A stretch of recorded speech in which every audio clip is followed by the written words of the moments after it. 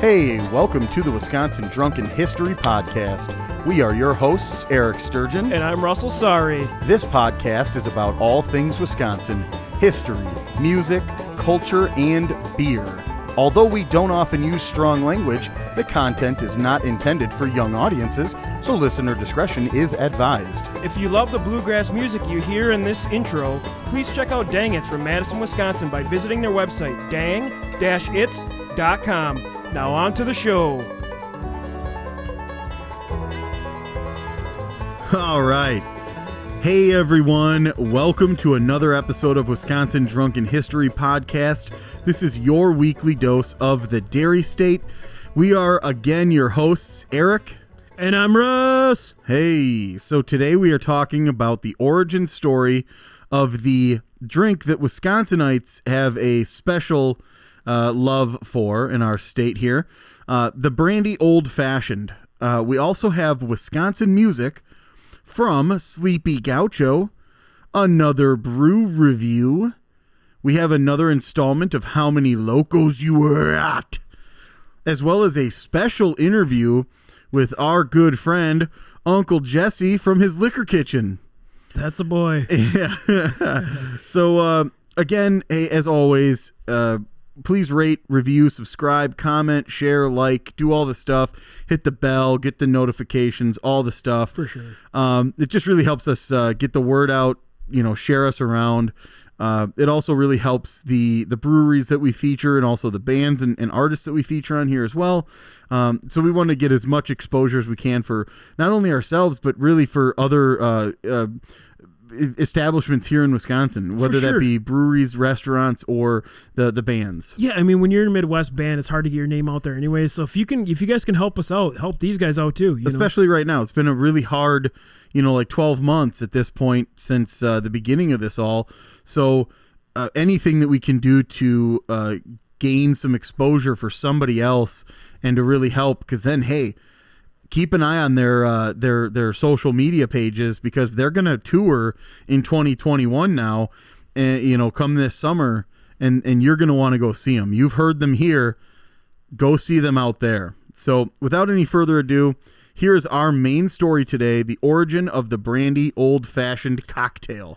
So the original recipe we're going to start with, okay? We're going back to the basics, back to the beginning here. So we had to begin with the original recipe, and it was actually featured in a book titled Jerry Thomas's Bartender's Guide, How to Make Mixed Drinks, which was published in 1862.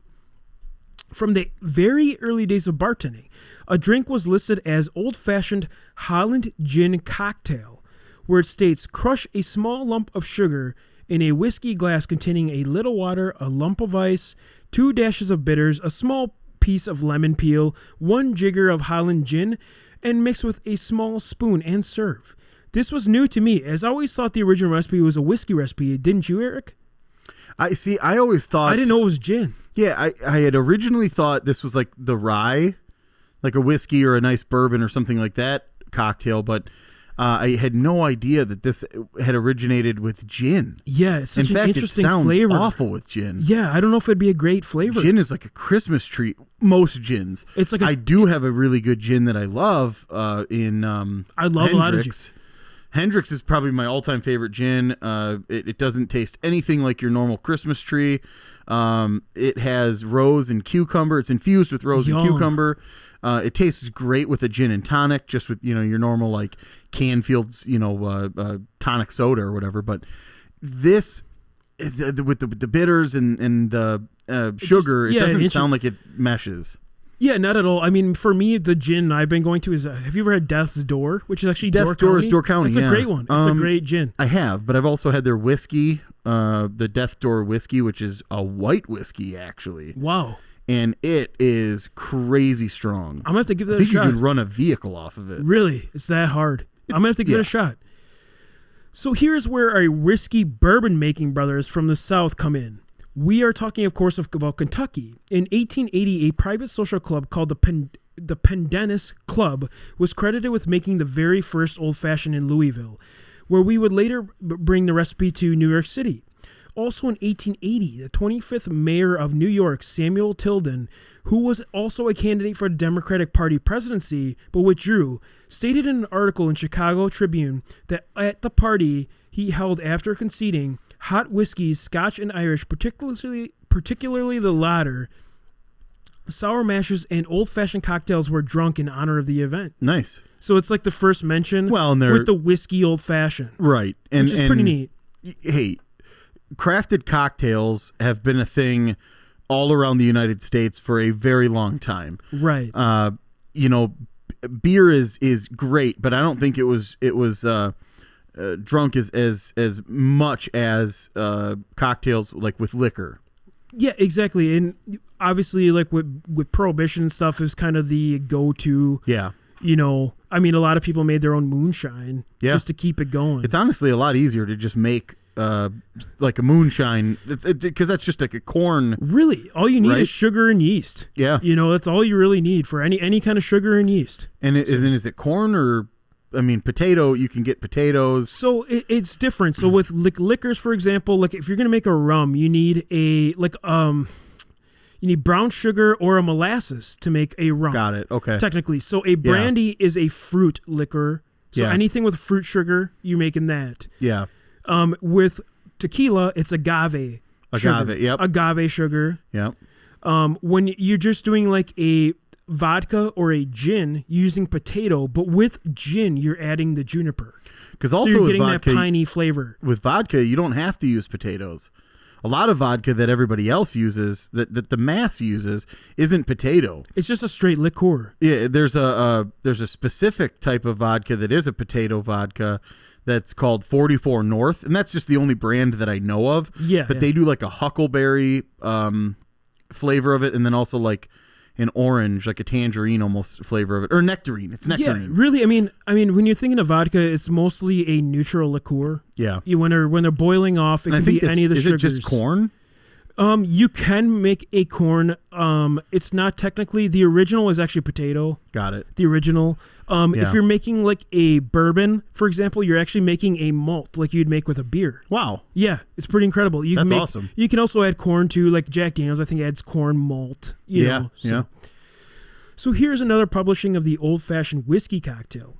In the book Modern American Drink in 1895, written by George Capeller, the recipe reads as follows. Dissolve a small lump of sugar with a little water in a whiskey glass.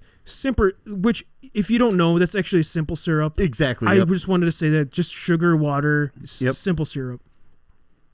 Add 2 dashes of bitter, a small piece of ice, a piece of lemon peel, 1 jigger of whiskey, mix with a small bar spoon, and leave the spoon in the glass. So for Wisconsinites, where does the brandy come in? Right. I mean, and that for us, I think goes back to us producing. Did we produce the brandy itself, or? So we're gonna find out what happened here. Okay. It's actually quite an interesting story. So first, we have to dispel the myth that everyone thinks is truth, and actually in our state, people still believe this. It's not true. The story goes that in 1893, World Columbian Exposition, a.k.a. the World's Fair, which we talked about in some previous episodes, where in the previous episodes, example for like Pabst, remember they had the blue ribbon recognition, blue ribbon beer, Cracker Jacks, Aunt Jemima syrup, and for the first time, people actually were able to taste California brandy in the Midwest. Ooh, yeah. So alcohol distilled from any type of fruit is a brandy. So the actual myth that we have to dispel here is that many Wisconsinites came to the particular loved Corbell's brandy as the Corbell's brandy brother, which popularized the now infamous brandy. This is, however, false. They actually never met Corbell brothers at the Wisconsinite Fair. Can you believe that? Really? That's not how it all started. And it's like a few people have dug into this, including some historians. It's not true. Wow. Yeah, I mean, we still use Corbell as like the number one seller. We drink like 60% of the Corbells. And I remember on a couple episodes ago, we were interviewing one of the breweries, and they mentioned the fact that if you go to Corbell, they actually have like a bunch of different loading docks. One or two is specific to Wisconsin, and then the rest is like everywhere else. So this is where like we should actually be using this brandy, for example. And we're gonna go through it right now. And Korbel is not the actual one. Okay. It's crazy, but we actually didn't know this. Tasty brandy, though. It was after World War II, and cocktails among young men, especially German young men, were on the rise.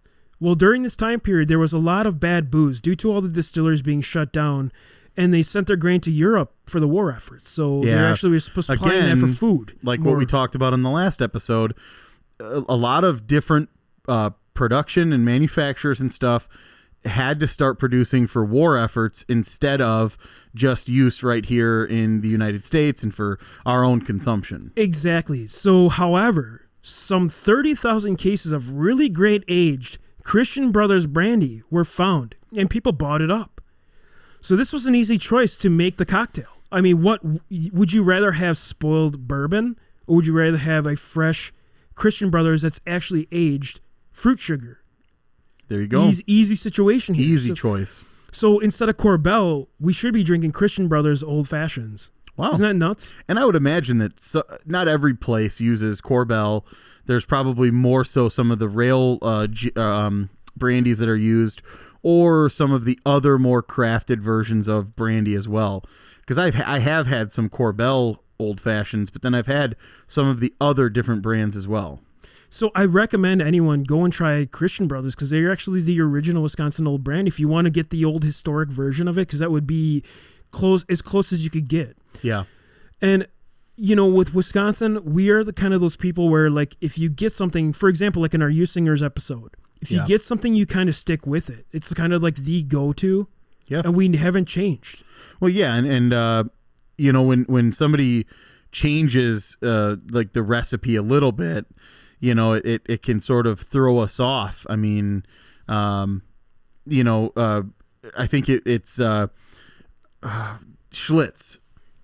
They had previously gone to a different recipe. They kind of lost their name. They lost their market, kind of their market, and so in somewhere in the 2000s, they actually started marketing Schlitz beer as the old 1960 recipe, the original, is being brewed again. Which is crazy. And if you're gonna buy brandy from now on, I'm going to throw this out there as Wisconsin Drunken History Podcast and doing a lot of digging into this. Buy Christian Brothers. Yeah. They're still available. You can still buy it on any shelf. Throwback, man. Throwback right to the original. Yeah, for sure. And so before we conclude the episode, you wanted to share the official Wisconsin brandy cocktail recipe with you, because if you want to make it at home or whatever. Yeah. And this is written in a bunch of different publications as far as what a brandy old fashioned should be made. And there are variations too. Like you can add, instead of adding soda water, you can add a sweet or a sour element to it. Yeah, squirt soda. Yeah, squirt or something to add the sweet or sour edge to it. But we're going to read the official released Wisconsin-style brandy old-fashioned recipe, just so you can kind of know how it is. So it's 2 ounces of Korbel or other light-bodied brandy, and we're making a suggestion to use Christian Brothers to get the original recipe. Yeah. 2 dashes of Angostura bitters, which is kind of your 2 to 3 dashes. Yeah, 2 to 3 dashes, which actually our buddy coming up mentioned the same thing. Yeah. So 1 sugar cube, 2 orange slices, and 2 maraschino cherries for the sugar aspect, the sweetness, to kind of add a little flavor to it. Yep. So you put the sugar in the base of your old-fashioned glass and dash the bitters into it. You add the fruit and muddle, avoiding the pith. Until the sugar is dissolved, add the brandy and stir to combine. Add 1 large chunk of ice and top with a sweet or sour water or seltzer, press or anything or nothing at all. So there's different things, or you can add the garnishes as desired. So if you want to have like your little special spear with a couple maraschino cherries on it, if you want to add a couple more, like if you like the peel on the edge. I was just going to say the peel on the edge is sort of like a throwback to what you see as like the picture of the cocktail. Yeah, and Eric, do you prefer the sweet or sour cocktail? I've always ordered it as a brandy old-fashioned sour. You have. And I've had the sweet, but I always run back to the sour version of it. You like it just a hair better. Yeah. I've always been on the sweeter side of things with the brandy old-fashioned to kind of take that edge off that brandy. Yeah. But, I mean, what do you think? I mean, it's crazy that we have built up Corbel so high in the state. Yeah. But really, it's the Christian brothers who saved us and actually made this cocktail. What do you think? I mean, honestly, to be fair, I don't care. I don't even I, like put Brandy in there, and it's fine to me. The thing that sort of helps me in that argument almost is, hey, you know what? What kind of vodka do you prefer in your Bloody Mary? For sure. Who cares? Right. It's covered up by all the other things. Exactly. Now, if I were to know what Christian Brothers was separately from a cocktail, or if I knew what Corbel tasted like separately from the cocktail, maybe that would assist the flavors of the rest of the ingredients. But I don't know that. Right, and I've always wondered if the blackberry brandy, because our state is full of blackberries, they're grown everywhere. You actually have some in your yard here. Right up by the garage, you have a whole bunch of them growing. So I'm wondering if that kind of influenced the Corbel because they grow so naturally here. We could try. We could try to distill our own brandy from the Sturgeon the WDH brandy is coming out. Wisconsin Drunken History brandy is coming out soon. So I think, and like I said, I think the thought is interesting to me of doing almost like a little bit of a scientific breakdown of individual components and how they affect the overall flavor. Like Jesse had said, the dashes of the bitters don't go more than 2 or 3 because otherwise it's going to really alter that effect that it has on the overall flavor of the cocktail itself. So, and hey, you know what? Let's get scientific about it because that's what makes it fun. Let's take some notes on the side. Say, hey, test number 1, we do 2 to 3 bitters, and then we also add this certain type of brandy versus this. It just sounds like it's going to be a drunken mess. For sure. And before we conclude the main story, let us know your Wisconsin drunken old history. Your old fashioned. How you make yours? We want to know your recipe. How do you like yours? Yep, and also send it over to us. It would be great. I think we'll probably do this in the future as well. We'll run some sort of a poll to see if you like it sweet or sour. Yeah, that'd be great. Yeah. So, all right. So we have a really awesome music segment again today. The artist that we are featuring is Sleepy Gaucho. This is just some of just a really quick look into our great folk music that we have right here in the state of Wisconsin, and it's sort of like a Pan-American influenced sort of folk music. I mean, really good stuff. Exactly. Yeah, I love it. Got a little indie influence on it too. Exactly. I love this stuff. I mean, I've heard of them before. We even had, we reached out and he was like, yeah, we can use our music. Just good stuff all around. We love it. Yeah, I absolutely love every different aspect of the music. Love the vocals. I love the lyrics. Again, as with all of these, definitely go and check out the other catalog that's available. It's just so well crafted. It's amazing musicianship. It's just awesome. And we have such a difficult time choosing the one that we're going to show. Right. But so for this particular episode, we chose "Take Me for a Ride," and again, the artist is Sleepy Gaucho.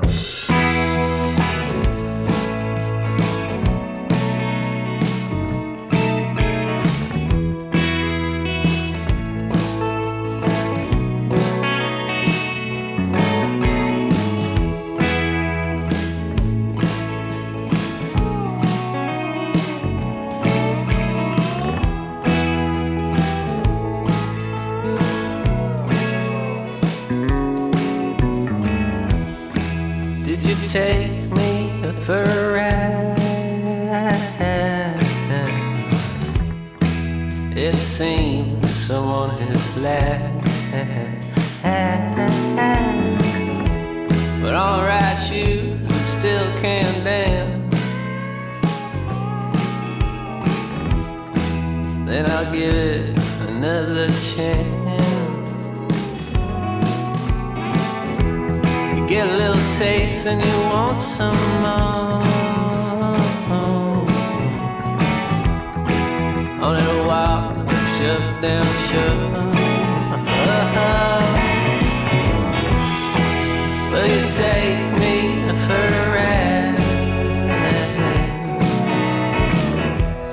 Where we end up, I don't mind.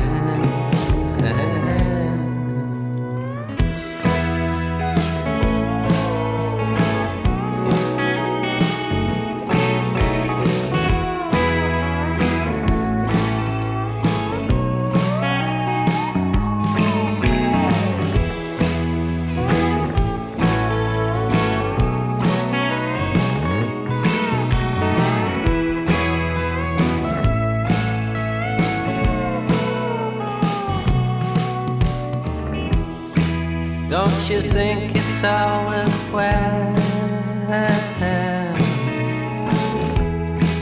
Even if it's for just one smile. Never write time for goodbye. All you can do is try. Might think that I've got it all wrong. We'll see where we end up at dawn. Will you take me for a ride? Where we end up, I don't know.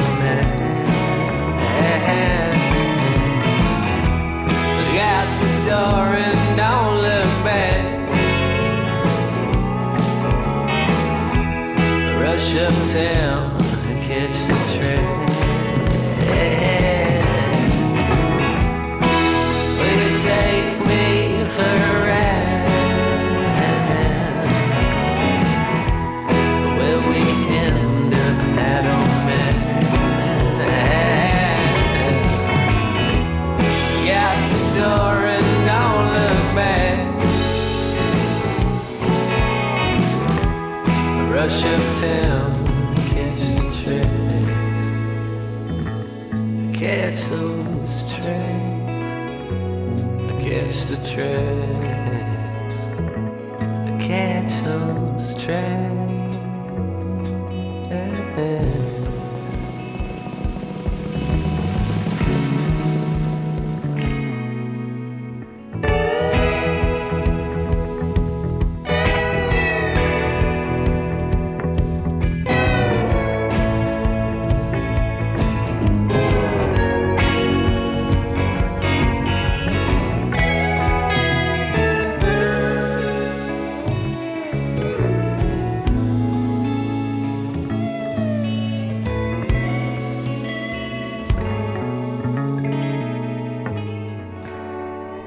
All right. So again, that was Sleepy Gaucho, Take Me for a Ride. Incredible stuff. I urge everyone to, like I said, dive a little bit deeper into that catalog of what's available, because this is only a really brief snapshot of all of what's there, you know. And this is just something that we chose. It was our sort of preference of what really grabbed us. So check it out, Facebook, all the Instagram, social medias, and then also on the iTunes and the Spotify. Go take a peek. And then also, if there's a website available from his Facebook, then definitely go check that out, because again, once we get through all this here in 2021, there's going to be tours again. We're going to go see live music again. I know, it's going to be awesome. So we have another beer review. Woo! Yeah, we got a really good one today. So we are actually drinking a beer from the Brewing Projekt, which is actually out of Eau Claire, Wisconsin. Great stuff. Projekt spelled with a K, just so you know if you want to look them up. Yeah. The IPA we're drinking today is Dare Mighty Things IPA. And it's actually from a quote from Theodore Roosevelt, if you want me to read it real quick for you. Yeah, go ahead, yeah. So far better it is to dare mighty things, to win glorious triumphs, even though checkered by failure, than to take rank with those poor spirits who neither enjoy much nor suffer much, because they live in the gray twilight that knows neither victory nor defeat. From our own Theodore Roosevelt, which is pretty cool that they did this. Basically just means go out extend Do some yourself a stuff. little bit. If you don't, you're just going to live in the gray, man. Exactly. So if you don't know about the Brewing Projekt, they're actually from Eau Claire, Wisconsin. Yeah. And this specific beer is coming in. Mine is actually 6.62. Eric's is at 6.63% ABV by volume. I gave him the higher one can because handle a little more. I gotta chill out and drive home later tonight. And Yeah. Eric's actually gets to sit here, so he gets the I'm just gonna fall 0.01% more. I'm going to fall asleep by the drum set here in a little bit. But it's actually a New England style IPA, and you're definitely getting the New England flavor from that Azaka hop I when was you're just going to say, drinking that. the Azaka is the one that really sets this one apart. When you have an IPA and you'll start to recognize if you're a fan of IPAs, your palate will start to understand the in-specific differences between the Azakas versus the Citras, the Mosaics, the Cascades, Yakimas, all of them. For sure. This one is really good. You know, it's a little drier on the back palate, I think. Yeah, Than for sure. I would normally like. I do like this one a lot. I'm not gonna lie. It's just a little bitter, a little drier on the back palate for me. And for me, so this one was highly recommended by a coworker of mine, and he kept saying, "Dude, you gotta find it." And I was like, "I'm just having a hard time finding it in stores. I just, because they're from Eau Claire, the distribution, outside of that area can sometimes be hit or miss. And you're lucky when you find it at a store because that means that they probably just put it out recently. It just came in on a truck, and you're sort of within the first day or two of them unboxing everything. So for this one, it's going to be a little bit tougher for you to find unless you're in that area, which we're not. But the Brewing Projekt has amazing stuff. Visit their website because they're coming out with some of the best hazies, milkshakes, regular, these IPAs. Their grasp on brewing is amazing. Yeah, it's kind of cool. They have a really cool logo. They have a sprocket with a hop on it. It's amazing. It's really neat. And yeah, it's the Brewing Projekt spelled with a K instead of a C on project. Yeah. But yeah, definitely check these guys out. This is a really good one. I'm glad Eric brought it to my attention. This might be one for somebody just starting off in the pale ale world. Maybe you want to wait a little longer for. It's definitely a different palate, I would say. Yeah. Than just starting off from a stepping stone. Yeah. So maybe if you're more of a beer drinker trying to get the new tastes and experiences. I was just going to say, and especially because, it is a little bit drier, like you said. This is actually what is this, a six? What size can is this? It's a big boy. Yeah. So we're drinking it's a larger can. It's a full pint. Yeah. So the particular coworker of mine, Alex, he's been out to Colorado as well. I think he lived out in Colorado as well. He's also been to some of the other brewers that we've been to, the breweries that we've been to out there in Fort Collins. He was in the Denver area. There's a ton of them in that area as well. It just, when you find somebody who shares that same passion of beer and the different flavors that you get out of it, it's nice because they can also invite you to some of these ones that you may not have a chance. There's just hundreds of breweries in the state of Wisconsin.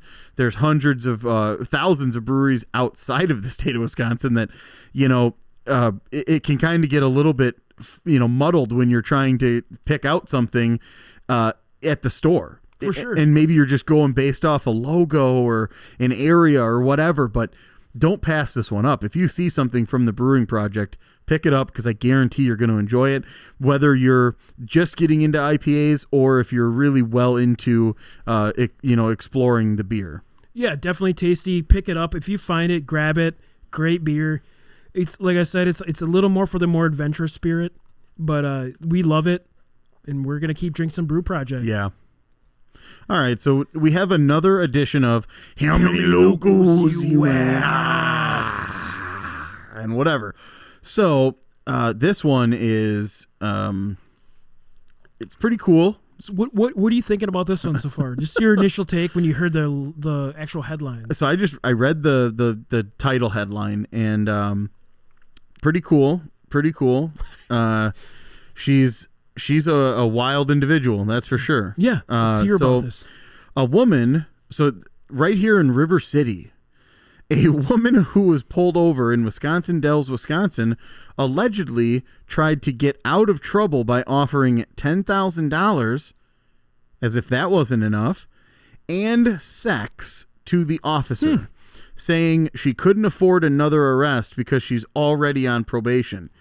In addition to fifth offense drunk driving and driving with a suspended license, the officer added a charge of attempted bribery and took her to the jail, which, you know... He must be straight-laced, because I don't know. Strong will on that man, unless she's just a hammered-looking whatever.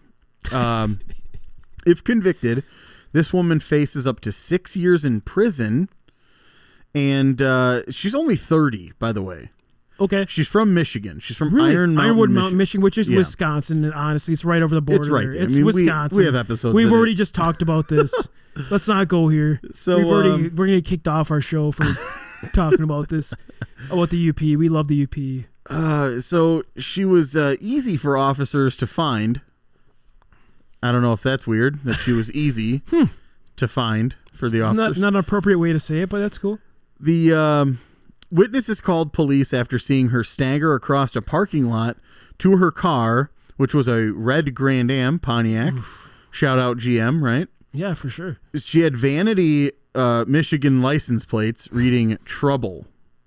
That's never good. Don't call any more attention. Trouble. Just like, can you imagine having a license plate drunk? Yeah. It's the same Pull thing. Pull me over. I'm fucked. I'm shit-faced. I'm effed. Yeah. So what do you think? I mean, they don't give you it stinks because a lot of these don't give you all the details. They gave me everything I need to know about this. $10,000, 30 years old, sex to an officer. She's trying to bribery. What are we going here? I'll give you 10 grand and a good time if you just don't arrest me because I can't afford to go to jail. She's gonna rip a dinger to get out of this. She's ready to TJ, RJ, MJ, everything. SJ, whatever you want. Whatever you want to do. She's like down for whatever.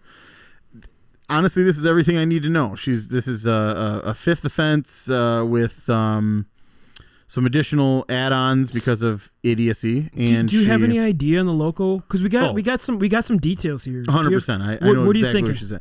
She's at a 3 cans, so she's at 12. 12 local? Yeah, 100%. You think a 12 local? I mean, she's offering up her body to. That's what I mean. So yeah, it takes 12 loco to be like, you could put it wherever you want. Yeah. A 12, 14 loco is kind of my idea too. She's 30 years old. She's young. I mean, when you think about it, she's pretty young. She's easy to spot.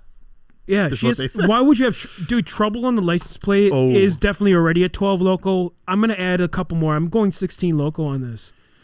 What do you think? I could meet you in the middle. I could hit a 14. You're going to go 14? Let's do because 14 local. Trouble. Okay. Because of the vanity plate that says trouble. That's an idiot move. It's like having your license, though. Seriously, like, I'm drunk, pull me over. You might as well have just rented a car. So we're going 14 on this one. We're gonna knock it out. 14. 14. 14 local. Sound the gavel. All right. All right. So we are here with our good friend Jesse. How's it going, man? Not too bad. How you guys doing? Not too bad. It's just a Sunday over here, you know? Yeah, you're the legend of bartending. We needed to have you on this episode. So. Oh man. The sweet legend of bartending. The legend. I've definitely drank a few Miller Lights and some greasy brews with you. Oh yeah. So this episode that we're dealing with today is all about the Brandy Old Fashioned, which sort of lends itself to Wisconsin folklore, if you will. And we know that you've slinged a couple of craft cocktails in your day. Any sort of memorable establishments or any places that you've bartended at and crafted these babies? I mean, it's been a while since I've done it professionally, but as far back as, how old am I now? I forget too. Right. 15, 16 years ago, back when I was a DJ downtown Milwaukee, I worked at a club called 3, which is no longer there. I was on Milwaukee Street. And, Moe's Irish Pub, Generals, which is also gone. And then, the one that I don't like to talk about, but I was there for, 2.5, 3 years almost. Yeah, it's from a dirty small town we don't mention on this podcast. That's what we call. Good. So you're on the same page. That one we'll just call Voldemort, even though it's the one that we don't say the name. Harry Squatter. Yeah, we all know what we're talking about. Yeah. So, in your opinion, there's a recipe for a brandy old fashioned. But I mean, how would you go about preparing the cocktail if somebody were to have ordered it, from you? Well, traditionally, it's actually made with rye. But being Wisconsin, we've sort of taken on the brandy version of that. I personally prefer bourbon in mine, but being Wisconsin brandy, we use at home. I have Door County Distillery cherry brandy. Yum. It's actually it's super good. We get it. I usually get it when I go to Renard's, that cheese place that's up there. Yeah, they have it there, and that's usually where I get it from. I'm up there quite a bit. That's quite a fancy old fashioned, man. That sounds great. Yeah, it's really good. And then it eliminates garnishes and things like that, which cherries and oranges and things like that it's supposed to be a garnish anyway. It's not really supposed to change the flavor of the drink too much. But ideally, if somebody ordered one, normally they specify what kind of alcohol they want, normally brandy. You want to start it with ideally a sugar cube, because it's always the same amount. You don't want to just dump a sugar packet in, or start scooping from a sugar dish. And then 3 dashes of bitters. That's another thing you want to be careful with, because too little or too much, changes the drink a lot more than you think it might. Yeah. And just a little splash of water, muddle it up till it's all dissolved. You can use, normal bitters, or there's actually a company out of Milwaukee that's been around for a long time called Bitter Cube. They make some amazing bitters, all kinds of different flavors. They have a really good orange bitters that I like to use for these. Hell yeah. And then, for me, the bigger the ice, the better. I like to use, 1 or 2 large ice cubes. That way it melts slower, doesn't water it down. Just better flavor-wise. So you add your sugar, your bitters, a little splash of water, muddle it up, put your ice in, add your brandy, about 2 ounces or so, and then stir it. And that's really it. Things like orange slices, cherries, soda water. That actually was that's believed to have been added around Prohibition time to kind of cut down on the burn of the moonshine. Right, right. And Jesse, I was going to ask you too, since you're a bitters drinker, you know quite a bit about bitters. Have you been to Nielsen's? Are you in the Bitters Club? I'm not. I am, like I said, I normally either just use whatever, Angostura or whatever it is. Yeah. Or Bitter Cube sometimes. I would like to, once summer rolls around and I can start on a new project at the house, I'd like to build a little bar and kind of start getting that stocked up with, all the fixings. But yeah, for now, we just finished remodeling the kitchen, so I'm kind of taking a little break on project. You better keep the boys involved in that project. Oh yeah, if you're going to install a bar, at least let us hammer in a couple of screws to fasten the bottle opener or something. Just leave a little room sure. Leave a little room for a Coleman cot when I pass out at your house. We got plenty of bedrooms. All right, good. You're sleeping on the ice. Yeah, you guys, you can come help out. Maybe shoot a record a show down there or something. Yo, we'd love yeah, to. for sure. That would be huge to do some sort of like a special video episode and actually talk about how to craft a nice bar. Oh, heck Yeah, for sure. We'll definitely get you on because we're thinking about doing some Patreons. We'd love to have Jesse making moonshine video. Yeah. Nice. We love it. And so we were going to ask you, I know you've been from the Voldemort, so you probably slung a lot of like Jack and Cokes, but what's another more memorable drink you've made probably millions of? Well, I kind of had a feeling this question was going to come up. Not rum and Coke, Jack and Coke.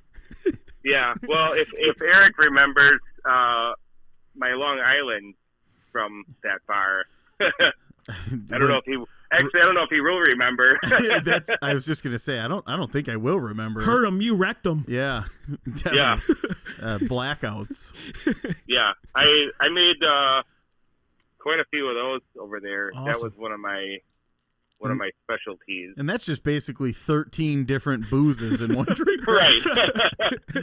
Yeah, it's vodka, gin, rum, tequila, triple Jesus. sec, and a splash of Coke. But you can add whatever you want. It's Whew. yeah. Now that'll screw you up. Yeah. It ain't good. Yeah, it ain't good. Guys. The Long Island tea, aka the blackout liquor. Yeah. Heck yeah, that's good stuff. Yeah, though. that'll ruin your day. You know who has some pretty good Long Islands is that Applebee's. Oh my God. Yeah, I knew. I knew that was coming. Oh God. Yeah, when they used to do their $2 Long Island. Yeah. That's just Yeah, getting then drunk you on go the cheap. Yeah, then you go there all day and your bill is only $70, but Yeah. you still drank 30 of them. Yeah. Awesome. And you're farting out Long Islands.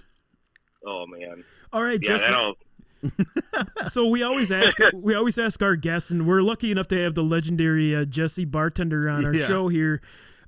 So we always ask how Wisconsin you are. Just a few questions to find out. I'm sure you've done all these. You're pretty Wisco. I know Yeah. that for a fact. Sure. We've definitely sat and drank some beer and talked some crap. Well, I'll tell you how Wisco I am. I'm building an ice shanty in the garage right now. There you go. Holy smokes, there, I guy. don't even think we Holy have to crap. ask any more questions. You nailed it. So the first one we got for you, have you ever eaten a squeaky cheese curd, Jesse? Of course. Yeah. You get the squeakiest, right? The squeakers? Oh yeah. All right. When they're still warm. Oh, that's the best. Sucking it out of Yeah. a cow. I've had a hot glass of milk. So, Jesse, what do you consider to be up north Wisconsin? Oh man. That's a tough one. Well, I mean, growing up, my grandma, who is since passed, lived up in Shawano, and that was, from early on, that was our up north. But, the older you get, the further up north That's just it. north gets. Yeah. When I was a kid, when we went to the Dells, like Eric said, that was like up north to me. It's like central Wisconsin, Yeah, now I'm like, Oshkosh was up north, and now I'm only, an hour away from it. It's not even that far anymore. Yeah. But back then it was, it felt like it was all day. Yeah, exactly. Jesse, have you ever milked a cow?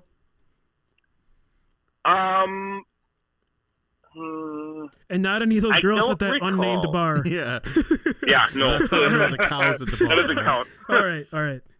I can't say I have. I'm sure I have at the fair or something. Yeah, exactly. Or at That's the a zoo pretty even. standard. Yeah. Have you ever tailgated at a Brewers, Packers, or a Badgers game, Jesse? This is a pretty for sure. simple Lots one. of times. Yeah. I knew you would be a trifecta kind of guy. I think there was absolutely a time that we did that we took absinthe at a Brewer game at least. That was an early game too. Yeah. Do you It guys was like want- a noon game. You guys watch Yeah. Yout and Out. That's what we call Yeah, it. dude. Holy smokes. I think we were done with Yeah, that I game think- by like the fourth inning. Well, I think you were hiding in the bathroom for about a half hour there. May have been. Tough to get those ones out. Yeah. Have you? Oh, Jesse, I know this is a dumb question. Have you been to Summerfest, and do you have a memorable band? Oh, Jesus Christ! Yeah, we've done that before. Oh yeah, That's what I'm saying. yeah. We as you know, Eric and I are pretty big Blink-182 fans. Yeah. We've seen them there quite a bit. Awesome. I think probably that was. I've seen them there several times. That's probably they put on one of my favorite shows at Summerfest at least. I love Blink. I mean, we're all Blink fans here. So. Yeah, there was a horse cop, if I remember correctly. Oh no, that was motorcycle cop. Or motorcycle cop. It looked like a horse. When you have that many drinks in you, we were pretty. Oh yeah, I threw a whole beer into your trunk of your car. Jesse, have you ever hit a deer? No. That's phenomenal. That's actually crazy. Yeah, You're lucky. Every time hunting season rolls around, I keep my eyes out a little more. But no, I actually have never hit one. Yeah. Jesse, this is another one that's probably dumb for you, but have you ever closed Wolski's? Of course. Yeah. Okay, that's what I was going to say. It's another dumb one for a Milwaukee native. I don't have to have the bumper sticker, but we've done it. Yeah. Jesse, so supper clubs, have you ever been to one, and do you have a favorite? I've been to quite a few. We go fairly often. There's one out in Pewaukee called 5 O'Clock Club. Nice. Yeah. My girlfriend and I go often. Otherwise, I'd say one of my other favorites is it's called Silver Lake Country Inn. It's out in West Bend, and it's only cash. Their food is amazing. Their drinks, actually, their old fashions are, I want to say, like $2-3. Holy moly!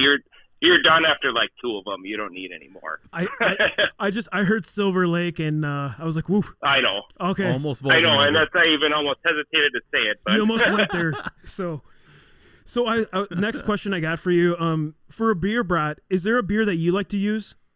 And it could be cheap, crappy, whatever you want. Pabst. PBR. PBR is a good brat, actually. It's a tasty brat. It's one of my go-tos, cheap beer. Good flavor. PBR, red onions, black peppercorn. That's all you need.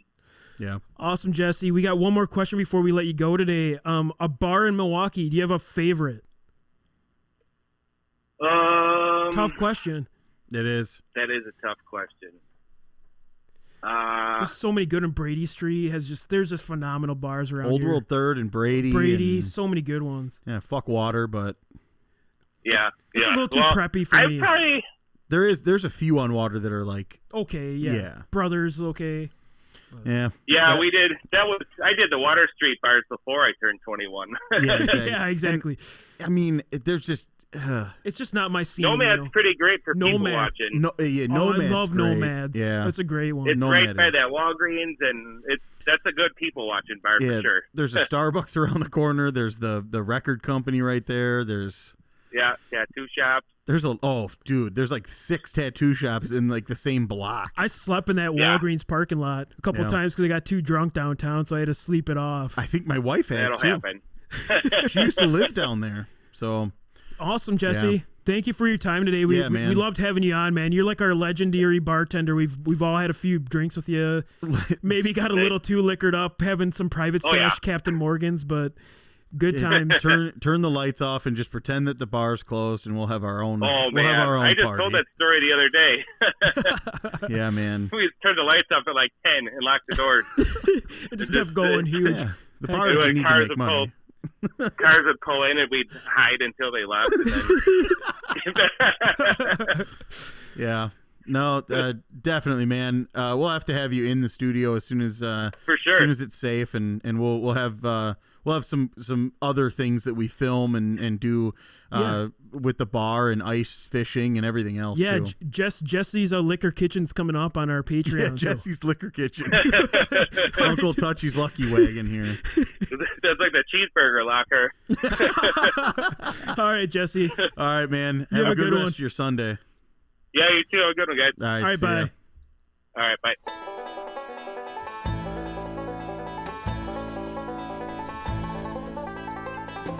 All right, that concludes this episode of Wisconsin Drunken History Podcast. If you enjoyed this vulgar display of Wisconsin, please like and subscribe on whatever streaming platform you prefer.